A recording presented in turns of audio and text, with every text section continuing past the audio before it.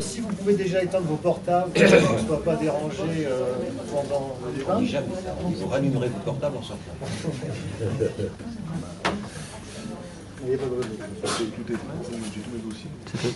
Donc bonjour à tous, on va faire un débat rencontre sur le doublage des séries et des films.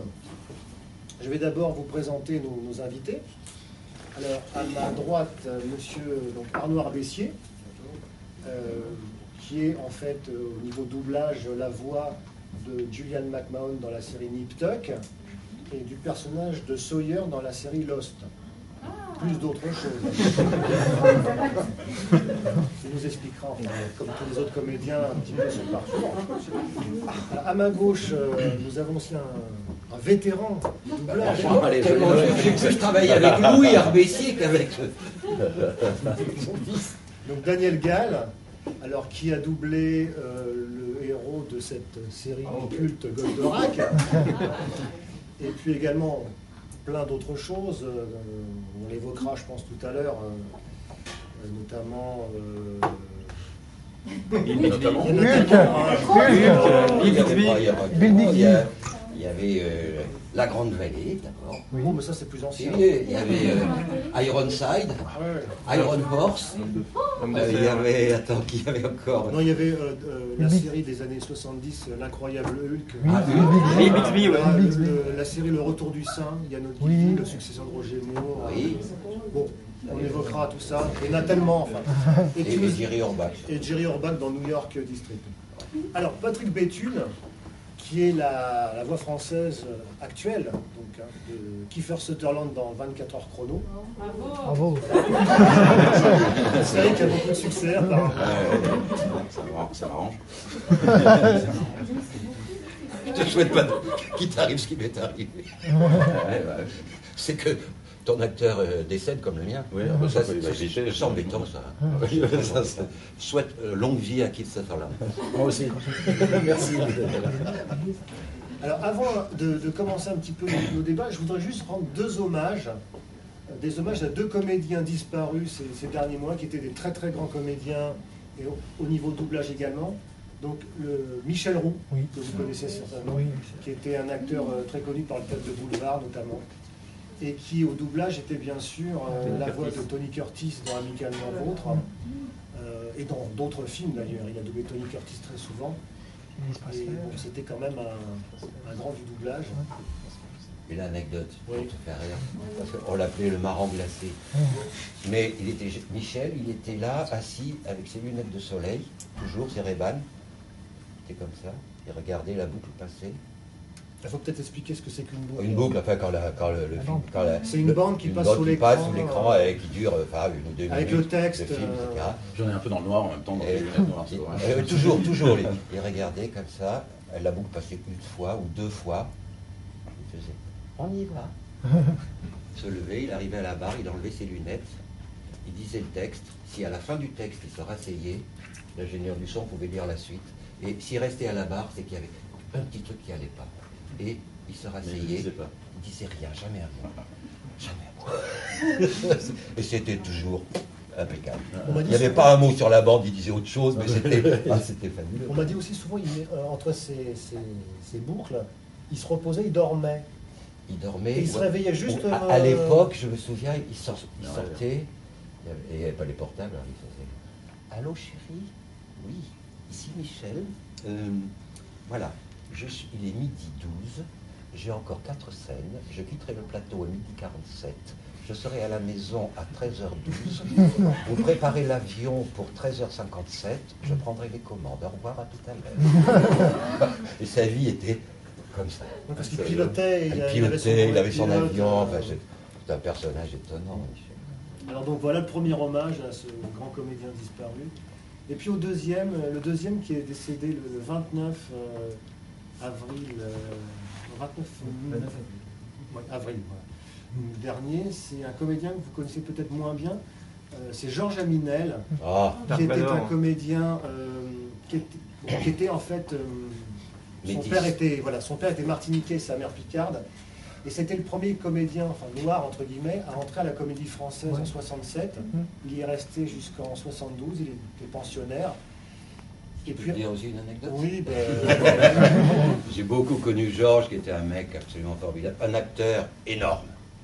Il avait joué Henri II, Henri III, je ne sais plus, chez Barrault, d'une manière prodigieuse, et après ça, la Comédie Française lui a demandé de rentrer au Français. Et il a, dans son contrat, fait écrire qu'il rentrait à condition de ne pas jouer Othello. Pourtant, Maurice Escambre lui avait promis un Othello à un moment donné. Il ne voulait pas être pris pour un comédien noir. Oui. Voilà. Et il voulait être un acteur français, et il a fait signer dans son contrat ça. Et Georges était merveilleux parce que je sais qu'il a doublé à l'époque, on a doublé ensemble un film qui s'appelle Excalibur. Vous vous souvenez? Et il se trouve qu'à l'époque, ma fille avait 10 ans, et elle a joué la petite Morgane jeune. La fée Morgane. Et alors, elle avait un peu l'habitude. Et lui, il attendait qu'elle se plante. Et elle parlait pas. À chaque fois que la boucle partait, elle parlait pas. Puis elle vient, elle me dit, elle me fait la gueule, ta fille, avec sa gueule. Je dis, non, non, elle attend que tu parles. Quoi? Ah bon? Il dit, va, il donne la réplique. Ils ont fait une prise. Et a quitté le métier après. Alors, donc, Georges Aminel, pour vous situer un petit peu donc, au niveau doublage, ça a été la grande voix célèbre de Rominet. La première, parce que maintenant, c'est un nouveau comédien qui le fait. Ça a été également Yul Brynner dans Les 10 Commandements, dans plein de films. Grégory Peck aussi, dans La Malédiction, notamment. Et puis... Dark Vador. Et Dark Vador, bien sûr. Dark Vador dans l'Empire contre-attaque et le Retour du Jedi. Et le dernier, il est revenu 25 ans après exprès pour... Voilà. Parce que la première épisode, le rôle dure à peu près... François Chaumette. Travail à peu près 1 heure. Mais à l'écran, c'était 5 minutes. C'était vraiment un dossier. Mais bon, ça a été difficile de le faire revenir quand même, malgré tout. Ah, il avait une grosse dent contre certains doubleurs. Oui, ouais. Donc voilà, enfin donc c'était pour un petit peu rendre hommage parce que bon, même si Michel Roux, on en a un petit peu parlé dans la presse, bon, Georges Aminel un petit peu moins quand même, puisqu'il était un peu moins, malheureusement un petit peu moins. Voilà, donc pour vous faire aussi un rapide historique peut-être sur le doublage. Bon, le doublage en fait existe depuis le début des années 30, en même temps que le cinéma parlant finalement, c'est arrivé à ce moment-là. Et donc, bon, c'était une technique au départ qui était un peu plus ancestrale que maintenant. Il n'y avait pas la bande rythmo, c'était un doublage à l'image. À l'image de mémoire. Voilà, donc les comédiens apprenaient leur texte par scène, qui restituaient par rapport aux images à l'écran, donc c'était un peu plus compliqué. Certains préféraient, moi j'ai connais des comédiens qui ont connu ça, qui préféraient ça que la rythmo. Oui, mais il y a quelques années, parce que quand on travaillait en boucle et qu'on avait le temps, maintenant il n'y a plus le temps. C'est plus possible, tu peux plus. Maintenant c'est quand même la rentabilité, hein. C'est une industrie le doublage. Voilà. Ouais, travailler plus pour gagner moins. Donc en fait, évidemment, le doublage... Sur un coup, j'ai voté comme ça. Pourquoi le doublage, finalement, dès le départ? En fait, c'était quand même ça a toujours été un impératif, enfin, commercial. Un distributeur de films ou de séries fait doubler parce que ça va être regardé par le plus grand nombre de spectateurs en version française plutôt qu'en version originale. Bon, maintenant, c'est un petit peu différent avec les DVD qu'on peut changer entre la VO et la VF, les chaînes de télé aussi avec différents canaux, enfin bon, les choses un petit peu changent quand même malgré tout. Mais bon, c'est quand même le but de départ, c'est pour faire connaître la série ou le film au plus grand public. Alors, également, si vous avez peut-être constaté, on entend beaucoup parler du doublage ces dernières années. Pourquoi? Pour une raison assez spécifique, c'est que maintenant, de plus en plus, on fait appel à des stars, notamment dans les dessins animés. Disney, DreamWorks... Happy Feet. Comment? Happy Feet. Oui, voilà. C'est l'animation. Alors, évidemment, on fait appel à des gens qui sont connus. Pourquoi? Parce qu'après, on les invite sur des plateaux télé et ils peuvent faire la promo du film. Voilà. Donc, on peut dire qu'ils essaient de faire doubler avec la même qualité, même si, bon, sur ce point-là, c'est assez contestable. Mais au niveau, par contre, temps, Enfin, vous me le direz, mais ils prennent souvent... Moi, je crois que David double de- Douillet a mis 2 jours pour faire 14 lignes. À l'heure du studio, à l'heure d'ingénieur du son et autres pour un résultat médiocre, c'est se foutre de la gueule du monde. Ben, voilà. Non, faut dire. Enfin, Alors, bon, certains sont comédiens. Bon, Douillet, c'est une exception, bon, il y en a d'autres également, mais souvent, les comédiens connus bon, sont comédiens eux-mêmes, donc ils ont quand même aussi un certain talent. Mais par contre, ils n'ont pas la pratique du doublage. Bien sûr. Donc, au lieu de mettre comme ces spécialistes, je sais pas, une journée pour faire, 2 jours pour faire un grand film, mettons 2-3 jours, 3 jours, bah, eux, ils mettent le double. Enfin, et encore, ils font du 35 où on a le temps.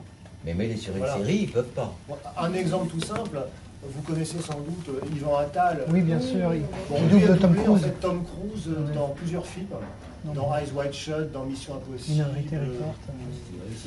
dans plusieurs films. Et bien en fait lui, bon, il paraît que c'était très très laborieux, parce qu'on m'a dit. Et je crois qu'en finale, il a décidé lui-même qu'il n'en ferait plus parce que Bah, écoute, il n'y arrivait pas, il avait du mal. Je ne connais pas ce monsieur. Ce que j'ai entendu au doublage est très plat. Ça, c'est mon opinion. Mais il se trouve qu'un soir, tout à fait par hasard, je l'ai vu à la télé où on lui a posé la question. Ah d'accord. Et j'ai été très choqué, parce qu'il a répondu, attendez, vous vous rendez pas compte, il y avait une phrase avec 2 mots, 3 mots, ils m'ont demandé de la refaire 4 fois. Alors, j'ai dit non, arrêtez, je ne veux plus en faire, c'est fini. Moi, c'est comme ça. C'est anti-professionnel au possible. N'importe quel acteur, même connu, qui fait du doublage actuellement, si on lui demande 15 prises, il fera ses 15 prises sans sourciller, enfin. Comme il le ferait en tournage. Bah oui, bah oui, mais oui. Mais là, c'est cette espèce de mépris pour... bon, Ben, on l'a faut pas- s'oublier au doublage. on l'a pas obligé, je pense, au départ à en faire. Non, mais ils prennent tellement de pognon, parce que ça se chiffre dans des sommes, mais astronomiques. Astronomiques, alors que nous, on se bat pour garder un minimum syndical à peu près correct dans un métier où justement tout le monde est payé au même prix. Au même prix, suivant le nombre de lignes, mais on est tous payés calibrés. Donc le mec qui vient derrière et qui se prend 40 bâtons pour faire ce toit qui te gagne 400 €, c'est quand même très dur. Oui, parce que ce qu'on peut Pour un dire, résultat médiocre. ce qu'on peut dire, c'est que le doublage est payé à la ligne, donc une ligne. 52 caractères, intervalle ou interstice. Voilà. Et le prix, c'est en euros maintenant, c'est. Je sais plus, j'en fais Je sais plus. pas. Mais non, Ça, non, je sais pas. 6 euros, 6 6 euros euros et et quelques, quelques. oui. Pourtant, je l'ai négocié, mais je Donc, sais plus. donc en fait, Merci. un grand rôle, un grand rôle où il y a environ un grand rôle, on peut dire c'est combien de lignes, c'est. Ça dépend si c'est en série ou en Ouais. 35, c'est pas du tout la même chose. En 35 mm, tu vas faire 200 lignes en 4 jours, peut-être. Et sur un plateau, tu peux faire 200 lignes dans la journée. Donc vous calculez, hein, 30, Et voilà. 6 euros fois 200, vous voyez le tarif que ça peut faire. Donc évidemment, les stars, c'est un tarif complètement disproportionné. Il y a une autre chose qui compte aussi, en dehors de toute polémique, c'est que les compagnies américaines font doubler leurs dessins animés en général par des grandes stars américaines. Donc les producteurs français disent, bah, nous on va faire la même chose. Bon, je vais être un peu méchant, mais il se trouve peut-être que nos stars françaises n'ont pas le même niveau que les stars américaines. Mais on considère que c'est plus ou moins l'équivalent. Donc Stallone va avoir la voix de... Ah, la pas voix. lui, mais enfin, il va y avoir une espèce d'équivalence comme ça. Mais les acteurs qui ont un bagage technique normal, normalement, travaillent très C'est bien. pas les producteurs Il y en a français, hein, d'autres. c'est les superviseurs délégués par l'Amérique qui imposent à la France des Mais star system. ça rentre dans une logique. Oui, oui, On bien voit sûr. des stars, c'est Ouais. normal que... Mais quand ils prennent un bouillon, ils le prennent bien. Alors, aussi, à leur décharge, ce qu'on peut dire, c'est que dans leur cachet, ces stars-là, il y a la possibilité, enfin même l'obligation d'aller sur les chaînes faire la promo. Oui, Donc en fait, c'est un cachet C'est ça qu'on achète. de travail, Bien plus sûr. le cachet promotion à la télévision. Et donc, comme vous dites, c'est surtout ça qu'on achète. Et ça ne vient pas du même budget. Eux, ils sont payés par le budget publicité, nous sommes payés par le budget production. Donc voilà ce que je voulais vous dire, c'est que bon, le doublage ces dernières années a été bien médiatisé un petit peu à cause de ça. Voilà. Donc c'est un petit peu, bon, quelque part, faire connaître au grand public le doublage aussi, finalement, enfin, malgré tout. Voilà. Alors, si vous voulez, maintenant, on va interroger nos 3 invités. On va commencer par Arnaud Arbessier. Alors, Donc Arnaud, comme je le rappelle, donc, suit Julian McMahon sur plusieurs séries. Donc, vous pouvez peut-être nous les citer. Ça a commencé par Profiler, ensuite ça a été quelques téléfilms, il a été dans Charmed, Nip Tuck, puis quelques 35 derrière. Et en fait, donc vous qui suivez cet acteur dans des registres différents finalement, parce qu'à chaque fois, c'est dans les 4 Fantastiques, il fait un méchant, bon, Nip Tuck, c'est un personnage un peu spécial quand même, hein, on va dire. Ouais, c'est spécial. Est-ce que pour vous c'est agréable de suivre justement cet acteur? Oui, c'est très agréable. Oui. Oui, c'est toujours agréable de suivre un bon acteur. Ce qui est difficile, c'est de suivre un mauvais acteur. Mais un bon acteur, oui, c'est très agréable. En plus, en Profiler, c'était très conventionnel. Nip Tuck, c'est une qualité assez exceptionnelle, je trouve, dans les thèmes qui sont abordés, thèmes de société, thèmes de mœurs. Moi, je trouve qu'il a un jeu de vraiment très bonne qualité, donc oui, c'est un grand plaisir. Oui. Tout à fait. Et quelle est la série ou le film que vous avez préféré au niveau doublage? C'est Nip Tuck, vous pensez? Celle que j'ai faite, oui, je pense que Nip Tuck, oui, je trouve que c'est une série qui est quasiment politique, d'une certaine manière. Quand Bush est passé, on a eu l'impression un peu que les producteurs du côté démocrate se sont dit bon, on a des politiciens de merde, alors on va parler les choses à la télévision. Et je trouve que tous les sujets qui sont abordés sont... Oh, il y a peut-être des épisodes qui sont un peu outrés, mais c'est vrai qu'ils abordent des choses très en profondeur et il y a même parfois des vérités spirituelles qui sont évoquées. Et c'est vrai qu'il est rare, quand on double une série, d'avoir les larmes aux yeux. Et moi, ça m'est arrivé de spontanément, tellement c'est magnifiquement fait, d'être vraiment touché, quoi. Et quand vous le doublez, en fait, là on vous entend actuellement, mais quand on regarde ces séries ou ces films, on a l'impression que la voix n'est quand même pas tout à fait la même. Comment vous l'expliquez? C'est une histoire d'enregistrement? Non, il y a deux raisons. C'est d'abord que les Américains ne travaillent pas comme nous, ils travaillent en micro-cravate, donc voilà, plusieurs raisons. Ils travaillent en micro-cravate, ils ont une langue qui n'est pas la même que la nôtre, qui est plus résonante, donc ils sont très très bas et ça résonne et on les entend, ils peuvent murmurer. Nous, on n'est pas comme ça en France. Donc, il faut qu'on s'adapte à leur jeu, donc on passe un petit peu dans cette gamme. Et ce qui fait que, et en plus, ce comédien, McMahon, c'est quelqu'un qui a un petit peu tendance comme ça à faire toutes les choses sur le souffle, il fait juste raisonner, il porte à peine. Dans les 4 Fantastiques, c'est incroyable, c'est même gênant, mais bon, on le suit. Et il murmure comme ça, il y a une pièce de 150 mètres cubes et il murmure. C'est un type de jeu très différent, puis c'est très lié au micro-cravate. Mais nous, en doublage, on les suit, et puis on n'a pas la même qualité de son aussi que les films, que le tournage direct, ou même les post-synchronisations. Des fois c'est meilleur, mais en règle générale, quand même, on ne peut pas avoir la même qualité de son. Et vous pouvez peut-être nous expliquer, vous qui êtes donc comédien, comment ça s'est, votre formation au départ, comment vous avez fait, comment vous êtes venu après au doublage? Alors moi, mon premier rêve, c'était d'être réalisateur, donc plutôt que faire une école, je suis devenu technicien de cinéma, j'étais assistant monteur, j'ai fait des courts-métrages.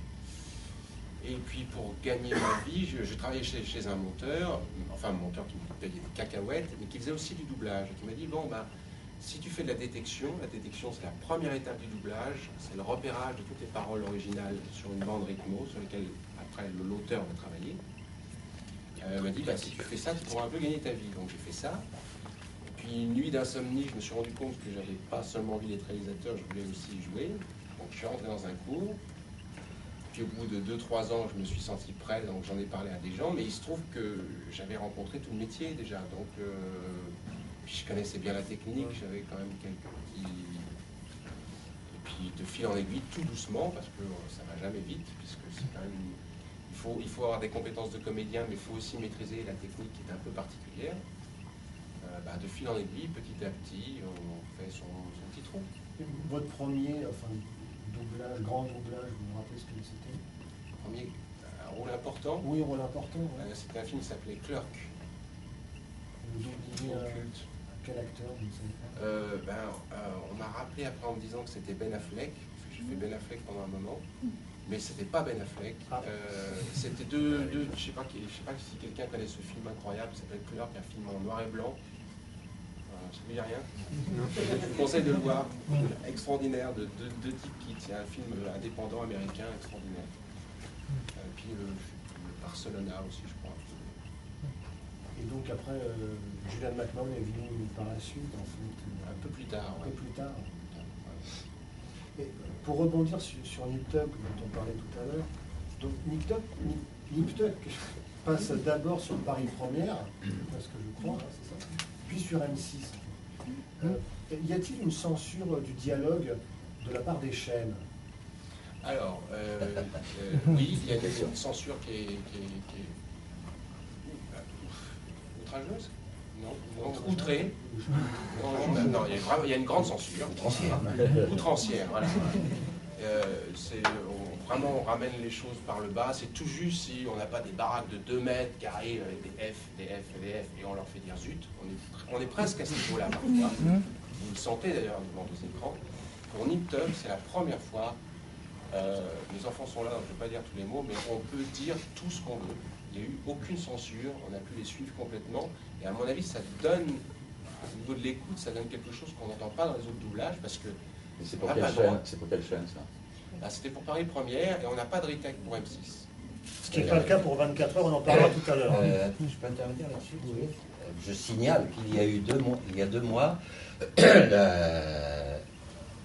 la SACD, la SACEM, pardon, a fait 2 journées entières, d'ailleurs. Oui, j'y étais. Moi, j'étais là-bas.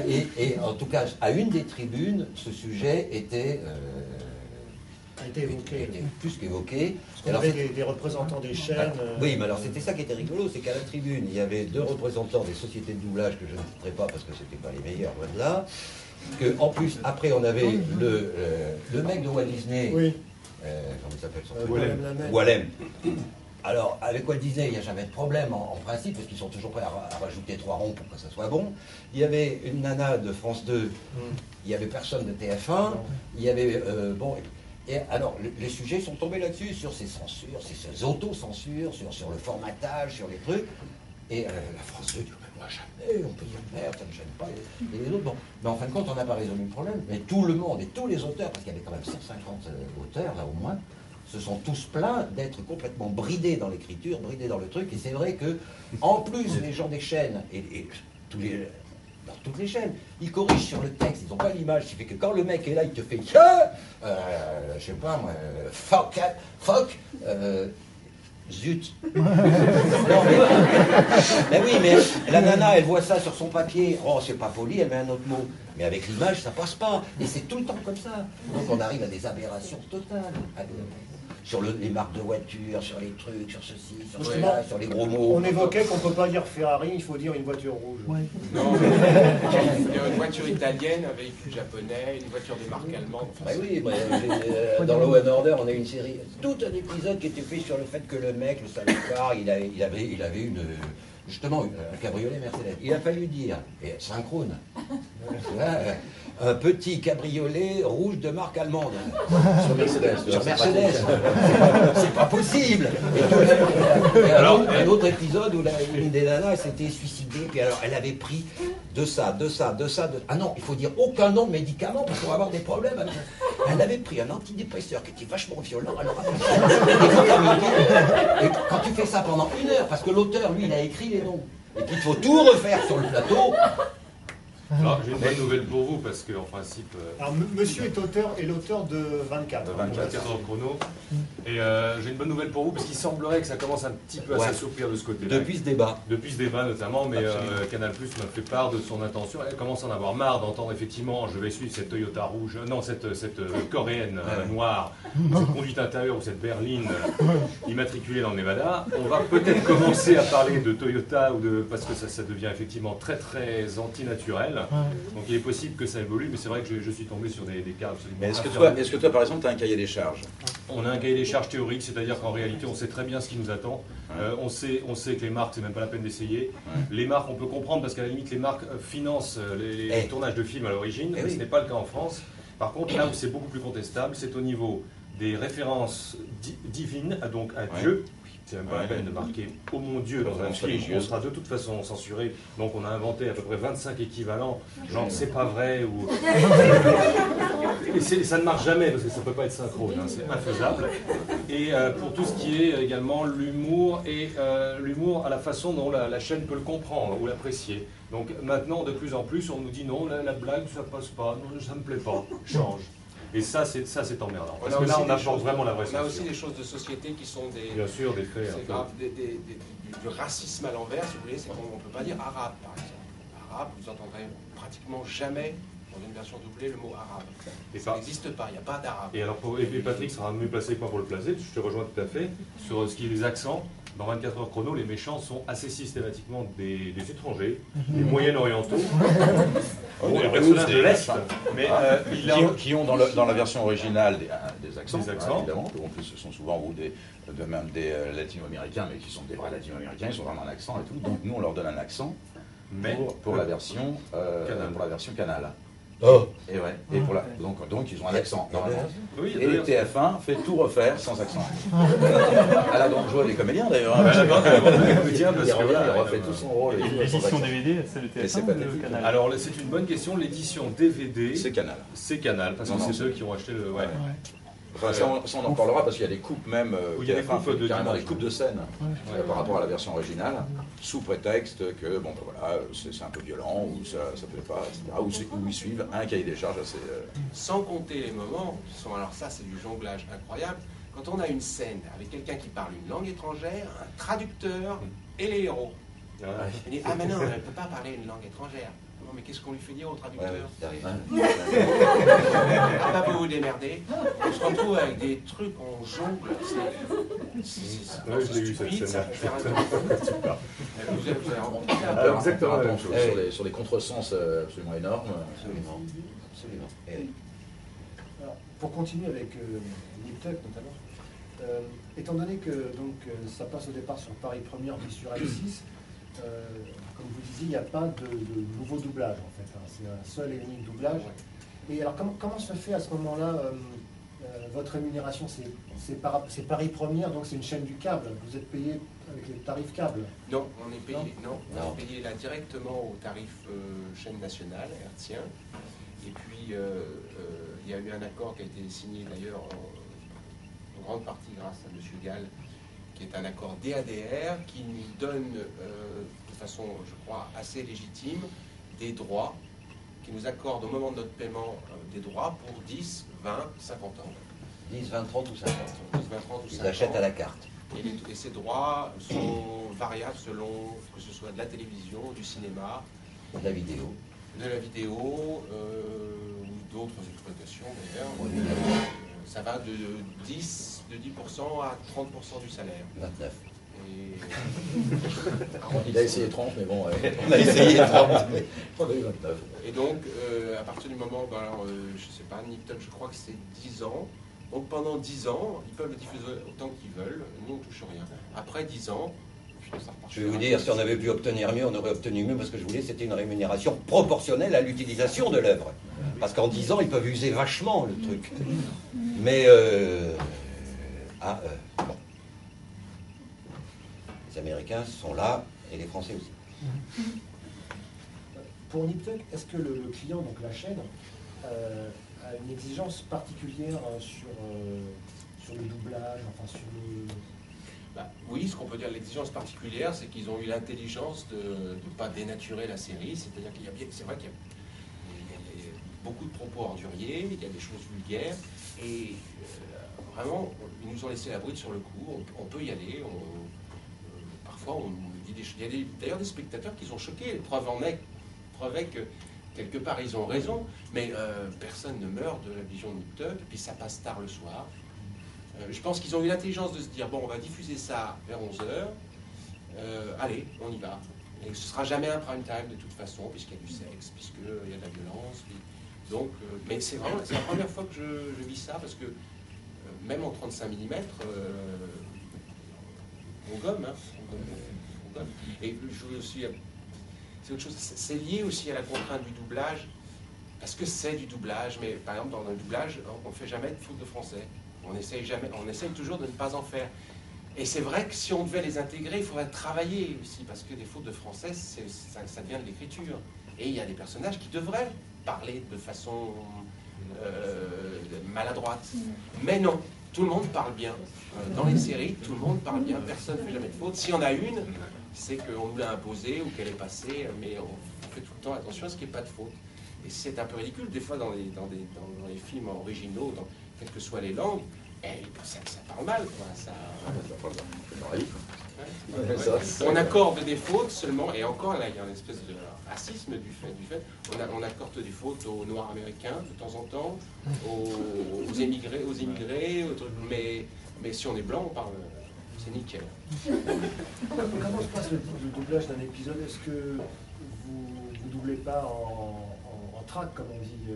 Vous doublez, vous êtes plusieurs autour de la barre?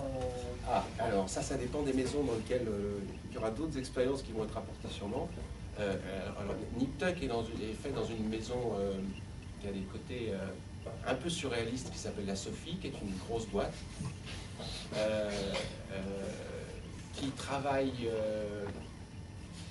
très vite, parfois avec de pas très bons auteurs, qui savent assez bien caster en général, mais c'est bizarre. Donc Nip Tuck est une série énorme, on fait 2 épisodes par jour en tant que personnages principaux. Ce qui fait qu'à la fin de la journée, on est mort. De 52 minutes? De 40. Enfin, 40 minutes. 40, bavard, compliqué. Et il faut tout faire sur le plateau parce que les auteurs font des contresens, ne sont pas dans le rythme. Donc c'est vraiment épuisant. Mais comme on aime tous la série, on se casse les miches pour que ça tienne debout. Et puis finalement, quand on le voit, miracle, ça tient assez bien la route. Et le directeur de plateau, donc celui qui vous dirige, c'est toujours la même personne ou ça change? En général, il y a une continuité, puis en général, c'est des gens qui ont un très très bon œil. Mais par exemple, sur Desperate Housewives, là, c'est tout autre chose. Elle fait 4 épisodes en 4 jours. Tout est rassemblé, par chaque rôle, on va rester 4 heures, on va passer d'épisode en épisode. On a des textes qui sont assez bien écrits, on a plus de temps, c'est une autre maison qui a une autre façon de travailler. C'est plus confortable, c'est un peu plus confortable. Dans une autre, dans Nice Fellow qui fait 24 heures, c'est aussi un rythme de travail. Ça dépend des sociétés. Nip Tuck, on fait vraiment en 4e vitesse. Et c'est vraiment la conscience des gens qui sont sur le plateau qui fait qu'on arrive à faire quelque chose de correct. La personne qui vous dirige sur Nip Tuck, c'est un comédien déjà? Lui, c'est un ancien technicien. Enfin, ils sont 2 ou 3, mais Philippe Chatriot, oui, qui est un ancien technicien, qui est un homme charmant et qui a un très bon œil et qui... Enfin, la rapidité, ça vient aussi du fait que très souvent, enfin, je ne vais pas le dire, tant pis, mais Salva fait des devis moins chers. Hein. Il faut qu'il aille vite, il faut qu'il gagne du pognon, parce que... Et ça se ressent évidemment, parce qu'on sait quand même qu'il y a, je vais citer la Fox par exemple, qui donne, c'est la Fox, hein. Alors quand elle a envie de faire du bon boulot, elle le donne à Nice Fellow avec de bons comédiens, et on a 24 heures chrono, et sinon, elle donne des films et des téléfilms à Mediadobe à entre 15 et 20% en dessous du prix normal. C'est pas réalisable, c'est pas possible. Donc les mecs ils bourrent comme des vaches et c'est de la merde. Voilà. Ouais, il ne faut pas trop caricaturer parce qu'il y a quand même parfois des miracles. Non, il n'y a pas de miracle parce qu'à Mediadobe on est payé 6 mois après aussi. Ah bah oui. Et ils sont convoqués et ils viendront s'expliquer dans 8 jours devant CNC. Non mais là où tu as raison, c'est qu'il peut y avoir des miracles, en tout cas dans la qualité, mais ça reste du miracle. Ça reste du miracle. C'est vrai. Parce que quand on n'a pas le temps, effectivement, de toute manière, on ne se relit pas, on ne se réécoute pas, ou on se réécoute peu, ou ça passe à non, mais ça on le passe, c'est bon, on t'en fait pas et tout. Ça, on touche quand même vraiment la qualité, quoi. Oui, alors, bien que... Est-ce que tu as la chance à la Sophie d'écouter toutes tes scènes? Je l'exige. Tu l'exiges? C'est très bien. T'es le seul? Non, mais je sais que c'est difficile. Puisque moi, il y a déjà 15 ans, 20 ans, à Sophie, j'exigeais d'écouter. On n'écoutait déjà pas souvent, quoi. C'est grave. Enfin, bon, je ne vais pas jeter le discrédit sur une maison. Ah, mais moi non plus, je vais être sur toutes. Mais sachez que les contraintes budgétaires sont très fortes, quoi. Donc, c'est vrai. Une anecdote rapportée par un ingénieur du son, il y a peu de temps. Il me dit, on parlait de vedettes. Alors, je ne vais pas citer son nom, mais dans un dessin animé, il y a une vedette un peu people, une chanteuse qui a doublé un personnage dans un dessin animé. Et puis cet ingénieur du son, qui a fait l'enregistrement, se retrouve à table avec quelqu'un, un ami, et puis cet ami lui dit, dis donc, tu me dis tout le temps que les vedettes, elles sont moins bien que les comédiens qui travaillent vraiment. C'est pas vrai, dis donc, elle est vachement bien. Il dit, oui, vachement bien. Elle a mis 3 semaines, quand son boulot aurait été fait normalement par une comédienne expérimentée, en une matinée.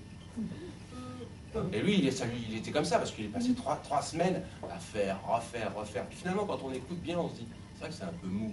Mais, et je sais pas pourquoi je voulais dire ça, mais comme quoi le temps ne fait rien à l'affaire. Hein, non, bien sûr. Bonne distribution, mais sur le pognon, simplement, des distributeurs, des commanditaires américains, pour la plupart américains ou autres. Moi, je me souviens qu'il y a déjà 25 ans, on a fait un procès sur une série. Et j'ai les minutes du tribunal. Il ne faut pas oublier que ces chaînes qui ont déjà rentabilisé la plupart de leurs œuvres sur le territoire américain, et là, en Europe, c'est presque du plus, les chaînes de télévision leur achètent les droits. Et moi, j'avais les chiffres il y a 25 ans. Un épisode, c'était à l'époque 300 000 francs de droits par heure. En deuxième diffusion, 200 000 francs. Et en troisième diffusion sur un câble, 50 000, la même série qui s'appelait, qu'importe, a été diffusée 5 fois. Je veux dire que, excuse-moi, mais l'Amérique a largement les moyens de ne pas faire du dumping aux sociétés françaises. Ça, oui, mais ça, c'est un très très gros problème qu'on n'a pas les moyens de résoudre nous, mais qui est sur la table en permanence. En permanence. Parce qu'on a fait une réunion l'autre jour où quand même les diffuseurs et les commanditaires et les autres se sont étripés en disant vous me payez à un an. Entre eux, ce qu'on voulait, nous, ils le disent une fois. C'est hallucinant. Et vous pouvez peut-être nous parler de Lost. Comment ça se passe Lost, c'est d'abord une série qui est assez agréable à doubler. C'est comme Desperate Housewives, on a un temps qui est tout à fait correct, un texte qui est pas mal, qu'on essaye d'améliorer sur le plateau si on peut. Et puis ce sont des séries qui ne sont pas trop bavardes non plus, donc évidemment ça donne du mot. Et quand vous doublez justement différents acteurs, le jeu n'est pas le même, j'imagine. Enfin, comment vous abordez ça, cette question du jeu par rapport à tel ou tel acteur C'est-à-dire qu'on se... Il y a un acteur que nous connaissons bien qui avait dit une fois, et j'aimais bien parce que la remarque était modeste, il disait, bon, on n'oublie pas qu'on fait du karaoké. C'est vrai qu'on a un travail de recréation, mais pas de création, puisque le schéma est établi. Preuve en est que si l'acteur est mauvais à l'écran, on ne va pas le rendre bon. On va peut-être un petit peu essayer de l'améliorer, mais on ne va pas le rendre bon. S'il est très bon, on peut rendre son jeu moins impressionnant, mais en général, il va nous entraîner. Donc le schéma est là, on nous propose quelque chose. Nous, notre travail, c'est d'être suffisamment ouvert pour pouvoir essayer, dans les contraintes qu'on a, de recréer quelque chose de proche de ça. Et puis, donc on s'adapte à ce qui nous est proposé. Enfin, il y a plusieurs écoles, il y a des gens qui vraiment essayent qui font ce qu'eux, ils aimeraient faire, et ça marche parfois, c'est très bien, et il y en a d'autres qui essayent vraiment c'est un très bon exercice dans le sens, ça nous permet d'aller explorer des choses qu'on ne ferait pas au théâtre, parce que c'est des types de jeux qui sont très différents des nôtres. Cet été sort, je crois, les 4 Fantastiques numéro 2. Vous l'avez déjà doublé Oui, il y a une semaine. D'accord. Vous personnage apparaît toujours de façon importante. Pas très, oui, c'est un personnage important, mais il est masqué là, enfin maintenant. Pas tout le temps. Pas tout le temps, Pas tout avant. le temps, mais Et vous l'avez doublé seul cette fois-ci, sans les autres comédiens? Non, on l'a doublé, on était ensemble. Ah, vous étiez plusieurs? À peu près, oui. Et juste pour finir, peut-être avec vous, je voulais juste évoquer Louis Arbessier, donc qui était, vous pouvez nous préciser qui il était par rapport à vous, qui était un grand comédien. Alors, Louis Arbessier, c'était mon père. C'est un comédien qui était d'une génération complètement différente, puisqu'il était né en 1907, même très tard. Et c'est un de ces comédiens avec Aminel, avec Davy, qui ont commencé le doublage sans rythmo, c'est-à-dire en apprenant leur texte, en travaillant uniquement à l'image.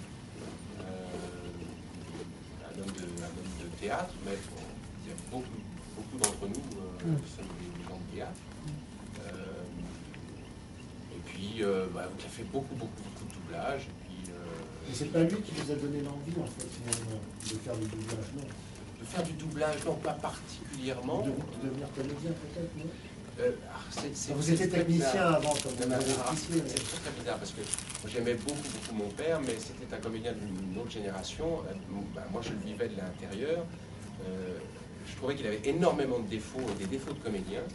Donc moi, en tant qu'enfant, j'avais un peu dit comédien, connard. Donc ça m'a plutôt retardé, parce que, mais en même temps, je lui donnais la réplique quand j'étais petit, j'adorais faire ça avec lui, mais je voulais pas être comme lui. Je voulais pas être cabotin, je voulais pas... donc ça a mis beaucoup de temps pour que je me dise « Ah, putain, j'ai envie de faire ça ». Et pour comprendre, peut-être je pouvais le faire d'une façon un peu différente. Respectant sa mémoire, bien sûr, il avait énormément de qualités, mais donc oui et non à la fois. C'est un problème de génération, parce que c'est vrai que ni toi, ni moi, on joue plus comme Jean Davy ou comme ton père ou comme... c'est plus pareil, quoi. C'est plus pareil. Alors je crois que votre mère, c'est une comédienne, Ah non, ça c'est la mère de ma sœur. Ah d'accord. C'était un homme à femme aussi. Qui est Jeanne Val. Jeanne Val. Qui est une comédienne qui fait beaucoup de doublage, notamment pour nos amis de Torac, je crois. Voilà. Qui est décédé l'an dernier. Il est parti l'année dernière. Vous vouliez ajouter quelque chose pour finir, non, sur votre métier? Ça vous a marqué, Non, à part dire que c'est vrai que pour beaucoup de comédiens, c'est formidable de voir le doublage, parce que ça permet de jouer des choses très intéressantes. Parce que c'est vrai que le niveau des films et des séries américaines est quand même, malheureusement, j'ai du mal à le dire, mais tellement au-dessus de ce qu'on fait chez nous, que c'est bien agréable de pouvoir... évidemment, on ne joue pas, on n'est pas à l'image, on ne crée pas ça, on n'a pas le plaisir de créer ça, mais on peut le suivre, et c'est bien agréable. Puis il y a le théâtre à côté, mais c'est vrai que dans les séries françaises ou les films français, il y a des fois on se dit, mais... Ce que j'ai vu dans votre parcours, vous avez tourné dans quelques séries, notamment Le Commissaire Moulin, j'ai vu, vous avez d'autres séries françaises, vous avez fait pas mal de choses. Et en fait, pour vous, le doublage, c'est une autre branche à part entière ou c'est plus un complément de rémunération? C'est un complément de rémunération. Même parfois, il y a des périodes où c'est très important dans mes rémunérations, moi en tout cas. Et c'est très agréable. Moi, je le prends comme des gammes. C'est des gammes. Je fais des gammes et puis après, on va jouer vraiment au théâtre. C'est la même chose, mais oui, c'est des gammes. On fait des gammes. On vous remercie, on peut peut-être l'applaudir.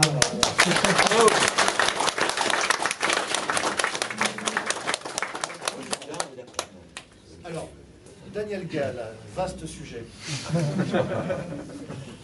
Alors, dites-nous en fait, comment vous êtes venu au départ comédien déjà?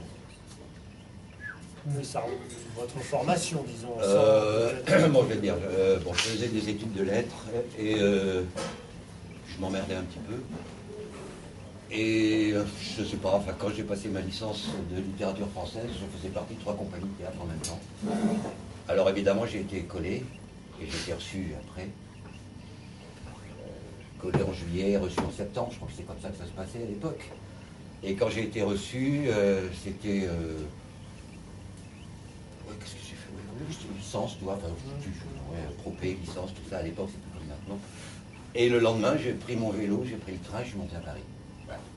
Et puis je suis allé m'inscrire au cours du Lin, parce que c'était ça. Et je vais tout te dire, je sais plus, oui, j'ai fait 1 an au cours du Lin. J'ai eu peau de rentrer comme élève comédien, mime, acrobate, mime, comédien, je sais plus, enfin, le premier contrat dans l'UBU à l'époque, j'étais content. Ensuite, je suis rentré au centre de la rue Blanche, parce que les copains qui me disaient t'es con, il faut venir là. Moi j'étais plutôt Jean Villard que Robert Manuel. Bon, enfin bon, j'ai fait les deux quand même. Bon, après ça, donc là, puis j'ai commencé à travailler, à jouer, bon, au théâtre. Et puis là-dessus, il y a des mecs qui sont venus me chercher, ils m'ont envoyé en Algérie. J'ai perdu 31 mois. Le retour a été difficile. J'ai repris par la radio.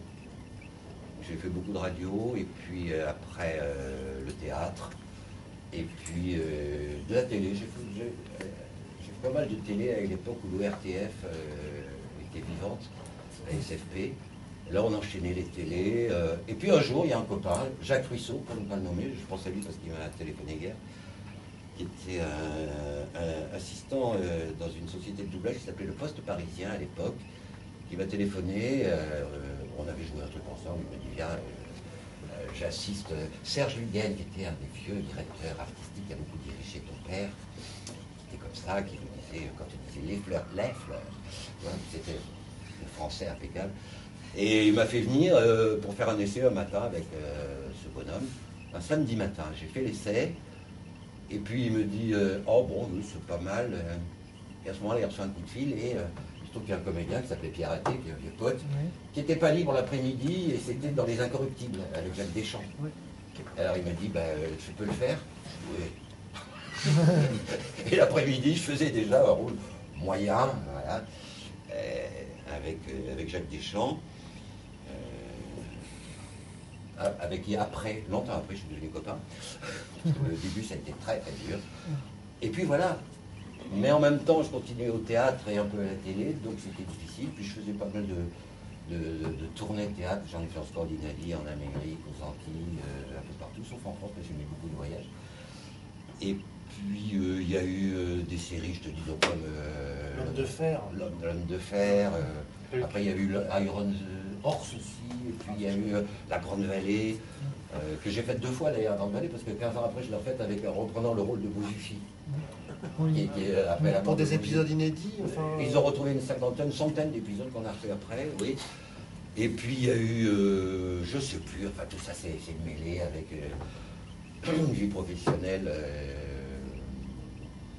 où je faisais beaucoup de pub aussi, donc je faisais du théâtre, de la pub, de la télé et du doublage. Et puis est arrivé donc ce Goldorak qui m'est tombé comme ça sur le dos, mais de manière fortuite, parce que on croyait même que la série ne devait pas sortir, parce que Madame Joubert avait trouvé que c'était trop violent pour les enfants, il avait interdit à l'antenne. Et on a enregistré ce truc, en n'y croyant pas trop, mais on s'est bien marré, c'est vrai, avec Gatineau, qui avait beaucoup travaillé le texte. Nous, on inventait même des mots sur les plateaux, tous ces noms, tous ces trucs. Bon, ça a duré. Puis ensuite, je sais plus, il y avait c'est lui qui dirigeait les Goldorak, c'est lui qui les écrivait, c'est lui qui les dirigeait, c'est lui qui écrivait les Derrick. Oui. Alors là, lui, à la rythmo, tu n'avais pas une seconde avant ou après au niveau de la détection. C'était toujours impeccablement fait. Donc il a écrit et dirigé Derrick, il m'a demandé de le faire aussi. Donc vous doublez, en fait, c'est l'assistant de Derrick, hein, c'est ça? Oui. Ah oui, non, je ne fais pas Derrick, moi. Non, oui. Derrick, j'en ai tué 3, je ne vais pas le faire. Je prendrais trop de risques. Ensuite, il y a eu Hulk, il y a eu... je sais plus, puis d'autres trucs. Le Retour du Sein aussi. Le Retour du Sein, oui, c'était à la Sophie, ça c'était... Yann Ogilvy. Oui, voilà. Oui, ça a été une assez longue série. Ah, mais il y a une série aussi que j'ai faite de la Sophie, je ne sais pas comment elle s'appelait. Franck Chasseur de Fauves? Ah, Franck Chasseur de Fauves, non, ça c'était avec Bernard Allan, c'était bien marré. Longue série Franck Chasseur de Fauves, c'était assez marrant ça. Les champions à la Sophie, ah, c'était en 68 ça. Je sais, puisqu'on a fait grève sur le plateau. C'était ma... Oui. C'était difficile d'arrêter la Sophie. Enfin non, si vous me parlez de grève, évidemment, c'est bis repetita non placans. Oderin dubbetuant. Et en fait, de toutes ces séries, comment ça se passait pour le casting? On pensait à vous? Vous étiez en concurrence avec plusieurs autres comédiens? Écoute, je sais pas. Moi, j'ai beaucoup travaillé avec une boîte qui s'appelait Interfilm Synchro Vidéo, Synchro France, qui a changé plusieurs fois de nom. C'est Jean-Pierre Stémer, qui est un vieux de la vieille. Ben non, il me disait, tu fais ça. J'ai rarement fait d'essais. Si, j'en ai fait sur les premières séries, tu vois, je sais pas, sur La Grande Vallée, par exemple, c'est rigolo, parce que Serge Huguen, qui venait de m'apercevoir une fois dans une série, dans une scène, me dit, il y a une série qui arrive, il y a un petit blond, là. Alors, il fait convoquer tout Paris sur tous les autres rôles, il y a 400 rôles, et moi, il me dit, tu donnes la réplique. Et, ce qui fait que j'étais le seul sur le truc, et puis c'est devenu le personnage principal. Ah oui. On l'ignorait complètement au départ. Sinon, oui, j'ai fait quelques essais, sinon... Ni Goldorak, j'ai pas fait d'essai, Derrick, j'ai pas fait d'essai. Et il se trouve que, par contre, Jerry Orbach, qui m'a fait vivre les 10 dernières années, quand même, merci à lui, avant de mourir, Jerry Orbach, je l'avais doublé beaucoup plus jeune, dans une petite série très courte qui s'appelait Harry McGraw. Et Stéphane me l'avait donné comme ça s'était bien passé. Ensuite, le même Jerry Orbach a fait d'autres séries en rôle titre avec, comment elle s'appelle la série de la vieille Arabesque. Bon, non, mais puis la vieille Paula et de Eli, ma meilleure copine qui l'a doublée. Et il se trouve que là, ça s'est fait. Et puis après, il a repris un rôle dans un truc, donc automatiquement, c'est fait. Et puis, ce salopard est mort. Par contre, ce que j'ai à vous dire, ce qui est rigolo quand même, parce que tu parlais d'émotion tout à l'heure. Là où j'ai rarement eu j'ai eu des émotions d'acteur, mais là où j'ai eu une vraie émotion, c'est la dernière scène de Jerry Orbach dans le dernier épisode. Vous savez qu'il allait crever, il a un cancer, et les mecs lui disent, c'était formidable, la scène était absolument géniale, et les mecs lui disent, qu'est-ce que tu vas faire? Oh, je suis proche, je vais peut-être prendre ma retraite. Tiens, j'ai emporté quelques dossiers. Voilà, il tourne le dos à la caméra, il se retourne à la porte. Et déjà, il est mort. Attends, j'ai jamais vu ça sur un plateau, sur l'américain, pas sur moi. Les mecs ont tous applaudi tellement c'était formidable. J'étais à New York il y a 3 semaines. J'avais rencontré des agents de tout ça là-bas, parce que c'est marrant, ils m'avaient invité, puis bon, ça s'est pas fait. Et j'ai appris que pour la première fois, New York va donner un nom de rue à Jerry Orbach. Alors qu'il n'y a que des numéros là-bas. Oui, tout à fait. Il va y avoir une rue, parce qu'à New York, c'était énormément de vedettes. Voilà, bon. Et de toutes ces séries, donc, à chaque fois vous faisiez souvent le rôle principal, on va dire. Rawhide, qu'est-ce qu'on s'est marré avec Rawhide. C'était Clint Eastwood, Rawhide. Non, Clint Eastwood avait un petit rôle dans Rawhide. C'était un autre acteur que je doublais, je ne sais même plus son nom. Qui était Rawhide, c'est la culotte de cheval des cowboys. Et là, on s'est marré, ça a duré des mois, c'était extraordinaire. Et de toutes ces séries, est-ce qu'il y en a une, qui, enfin peut-être New York District, mais qui vous a le plus emballé, le plus en tout cas? Ah, moi, le plaisir, c'était Jerry Orbach. Ouais. Parce qu'à force de, je sais plus, ça fait 15 ans que je le fréquente, ce monsieur, et c'est fabuleux, parce que tu sais déjà, toujours il innovait, c'était d'humour, c'est un acteur formidable. Donc ça, oui, c'était le plaisir. Le vrai plaisir, c'est de retrouver ce monsieur à l'écran. J'en ai beaucoup voulu mourir. Peut-être d'ailleurs que le public a des questions, je ne sais pas, pour Daniel Gall, pour les autres comédiens, on verra aussi. J'ai doublé des merdes, j'ai touché, les faits de l'amour, j'ai fait. Hein. Ah oui. Et je voyais moi sur un programme de télévision il y a quelques années, vous faisiez une pièce Iphigénie là, sur... Non, c'est à la télé ça. Oui, la télé, oui. C'était à l'époque où je tournais pas mal à l'ORTF, bah oui. avec des grands comédiens comme Jean Davy qui faisait Agamemnon. Agamemnon, Vous, Achille. Achille, et c'était Elisabeth Vénère qui faisait Iphigénie. Mais c'est-à-dire, à l'époque, je ne sais plus, j'avais fait, j'étais un jeune premier dramatique. Et j'en ai fait, je ne sais plus combien, j'en ai fait avec un 8 ou 10 comme ça, c'était les Horaces, les Cinna, le Roi Lear. Et c'était en direct en fait Non, c'était pas en direct, c'était en pexé. Ah d'accord. En pexé, c'est-à-dire que, l'Ampec, vous avez oublié sans doute, on enregistrait acte par acte. Et après, ils pouvaient coller les actes. Mais il n'y avait pas de reprise dans un acte. Et Achille, je ne dirais pas le nom du comédien qui jouait Ulysse, parce que je pense qu'il aurait voulu jouer Achille.